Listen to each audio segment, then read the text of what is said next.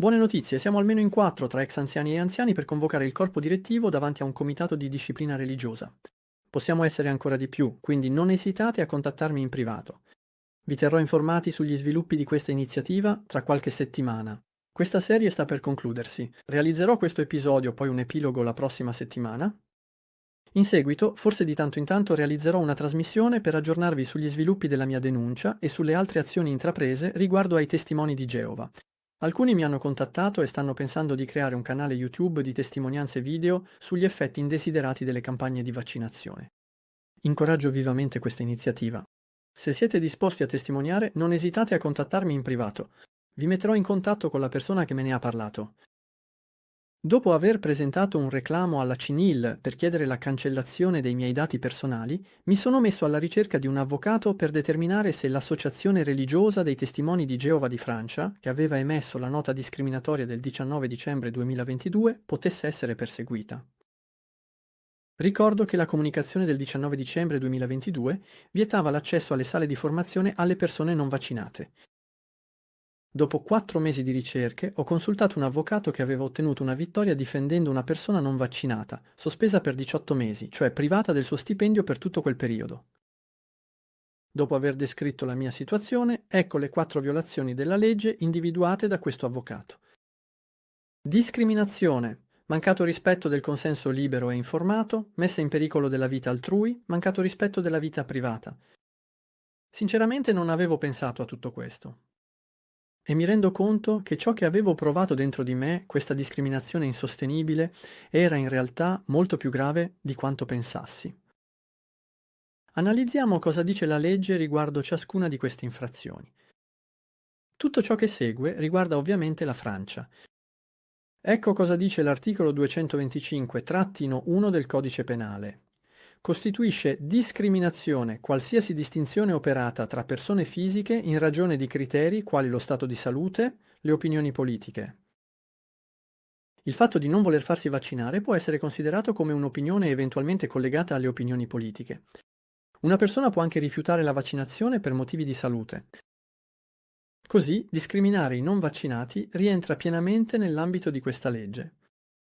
Le sanzioni previste dall'articolo 225-2 sono fino a 3 anni di reclusione e 45.000 euro di multa nei casi di discriminazione da parte di una persona privata. Ecco quindi le 2 obiezioni che potrebbero essere sollevate dall'Associazione dei Testimoni di Geova. Lo Stato aveva istituito un pass vaccinale che vietava ai non vaccinati l'accesso a determinati luoghi. L'associazione ha quindi semplicemente agito allo stesso modo. Tuttavia, il pass vaccinale è stato sospeso il 14 marzo 2022. Così, al 19 dicembre 2022, non era più richiesto e non aveva più alcuna base legale. Tanto più che il pass vaccinale non si applicava ai raduni religiosi. La situazione era pressoché simile nella maggior parte dei paesi del mondo. Tra l'altro, non è perché lo Stato ha fatto approvare una legge che questa sia necessariamente conforme alla Costituzione del nostro Paese. Una legge, inoltre, può essere abrogata in seguito. L'articolo 1 della Costituzione del 1958 recita: «La Francia rispetta tutte le credenze». Il fatto di non voler farsi vaccinare rientra nelle credenze. Che piaccia o no ai despoti che vorrebbero che tutti pensassero allo stesso modo. Come diceva Bernard Besseret, teologo francese, il male è il bene che si vuole imporre agli altri. La seconda obiezione che potrebbe essere sollevata alla legge sulla discriminazione. L'Associazione dei Testimoni di Geova è un'associazione privata che può stabilire le proprie regole. Sì, in effetti. Ma questa libertà di definire delle regole non è assoluta. Se il divieto di accesso ai non vaccinati è arbitrario, e lo era, perché nella comunicazione del 19 dicembre 2022 non veniva menzionata alcuna ragione ed è sproporzionato, questo può essere condannato da un giudice. Sproporzionato, ovviamente che siate vaccinati o non vaccinati, non c'era stato alcun test sulla trasmissione. Ecco il testo della comunicazione del 19 dicembre 2022. Condizioni da soddisfare in materia di vaccinazione. Solo coloro che sono completamente vaccinati contro il Covid-19 potranno partecipare in presenza ai corsi di una scuola teocratica. E poco più avanti si dice, quindi qui divieto si vieta, c'è la frase punto. D'altra parte le autorità sanitarie segnalano che si beneficia bla bla bla bla e alla fine non è previsto che gli studenti seguano le lezioni in videoconferenza. Quindi non c'è una soluzione alternativa e non viene fornita alcuna ragione per giustificare questo divieto. Le parole par ailleurs non indicano una ragione, ma aggiungono un'informazione supplementare senza stabilire un nesso di causalità. Vi viene vietato, punto e basta. Non si sa perché vi venga vietato. Quindi per me c'è evidentemente una discriminazione nei confronti di moltissime persone. Solo per quanto riguarda gli anziani, se 1 su 100 non è vaccinato, come ho osservato, ciò rappresenta 8.000 persone nel mondo. Si possono aggiungere i pionieri, 10 volte più numerosi degli anziani, quindi questo riguarda circa 100.000 persone in tutto il mondo. Non è cosa da poco. Questo è l'oggetto principale della mia denuncia che menziona anche la complicità dei 10 anziani che mi hanno spinto a dimettermi. Così si menziona anche questa infrazione, la complicità. Se sostenete o avete sostenuto questa discriminazione, ecco la legge che si applica a voi. L'articolo 121-7 del Codice Penale. È complice di un crimine o di un delitto la persona che, consapevolmente, tramite aiuto o assistenza, incluso abuso di autorità o di potere, abbia provocato un'infrazione o dato istruzioni per commetterla. Così i 10 anziani che hanno gestito il mio caso rispondono tutti di questo crimine. Hanno chiaramente facilitato la discriminazione ed erano consapevoli di partecipare a un'infrazione, poiché gliel'ho detto. Questa complicità era intenzionale perché si sono messi tutti d'accordo per riesaminare i requisiti richiesti e quindi spingermi alle dimissioni. L'articolo L 1111-4 del Codice della Sanità Pubblica afferma: ogni persona prende le decisioni riguardanti la propria salute. Nessun trattamento può essere effettuato senza il consenso libero e informato della persona. Ecco cosa si può leggere sul foglietto illustrativo del medicinale Comirnaty, il vaccino di Pfizer. Miocardite e pericardite. Esiste un rischio aumentato di miocardite e pericardite dopo la vaccinazione con Comirnaty. E l'ultima frase dice così: alcuni casi hanno richiesto cure mediche intensive e sono stati osservati casi con esito fatale. Questo significa che avete un prodotto che può semplicemente causare la morte.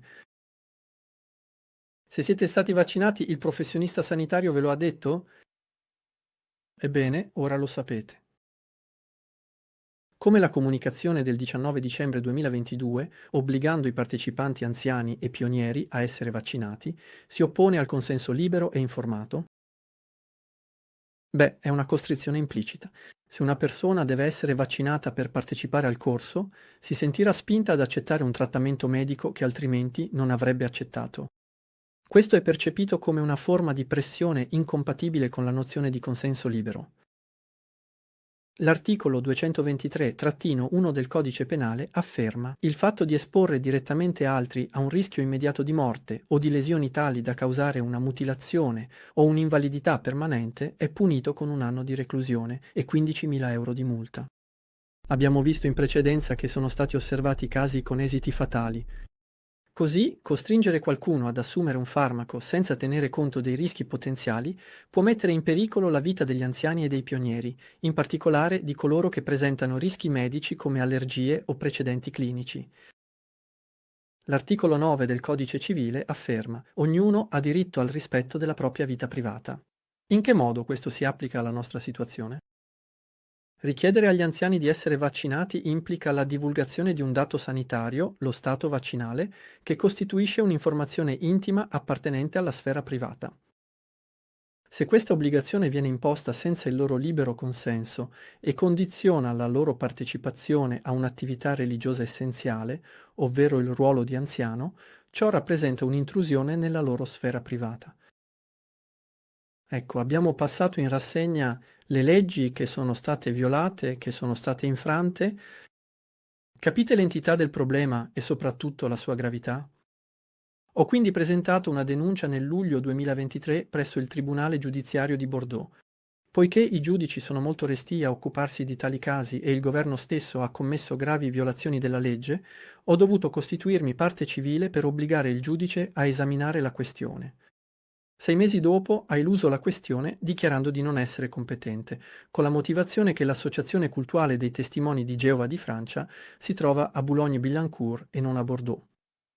Presento quindi una nuova denuncia, questa volta presso il Tribunale di Nanterre, sperando che il giudice accetti di occuparsi del caso. Parliamo dei costi legati a una denuncia. Le spese legali ammontano a circa 1.000 euro. Sappiate che la vostra assicurazione di responsabilità civile può rimborsare una parte di queste spese. Inoltre, quando ci si costituisce parte civile, è necessario versare una cauzione equivalente a un mese del proprio stipendio. Questo importo viene restituito alla fine del processo. Se desiderate unirvi alla mia denuncia, contattatemi. Ciò significa che eravate anziani o pionieri a dicembre 2022 e che siete stati discriminati a causa della nota del 19 dicembre 2022. Prevedete anche di raccogliere delle testimonianze. Questo può includere il vostro coniuge o altre persone in grado di confermare che avete subito una discriminazione e che ciò ha comportato un danno. Ecco un'iniziativa che ho intrapreso. Ho inviato una lettera raccomandata a ciascuna persona che mi ha discriminato, esponendo il suo errore e offrendo la possibilità di pentirsi. Ho precisato che, in assenza di una risposta da parte sua, mi riservavo il diritto di intraprendere un'azione legale. Ho indirizzato questa lettera alla filiale di Francia così come ai 10 anziani. Non ho ricevuto alcuna risposta, ma almeno ho portato la loro infrazione alla loro attenzione. Per me, la discriminazione di cui sono stati vittime gli anziani e i pionieri ricade in modo evidente sotto la legge. Vedremo quali argomenti avanzerà l'associazione. È certo che più saremo numerosi, più avremo peso. Altrimenti, se desiderate sporgere denuncia, contattate un avvocato, spiegate ciò che voi avete vissuto. Per una denuncia civile avete tempo fino al 2026 per agire, dopodiché sarà troppo tardi. La prima situazione che viene in mente è quella di un testimone di Geova che non voleva assolutamente vaccinarsi, ma che alla fine lo ha fatto ed è poi caduto malato. In questo caso il corpo direttivo si è ben protetto perché dovete dimostrare che vi ha influenzato. Questo richiede testimonianze solide che dimostrino che rifiutavate la vaccinazione e che alla fine avete ceduto sotto pressione. Poi, se vi siete ammalati, vi serve un certificato del vostro medico e una dichiarazione alla farmacovigilanza per stabilire un collegamento tra la vostra malattia e il vaccino.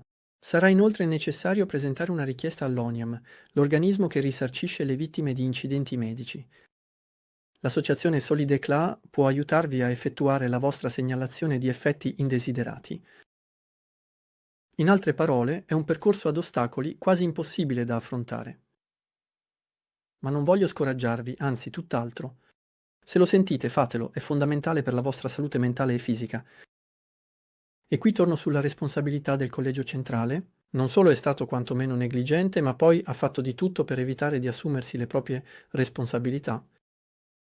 Se avete ancora fiducia in questi uomini, vi auguro davvero tanto coraggio per il futuro. Ci vediamo la prossima settimana.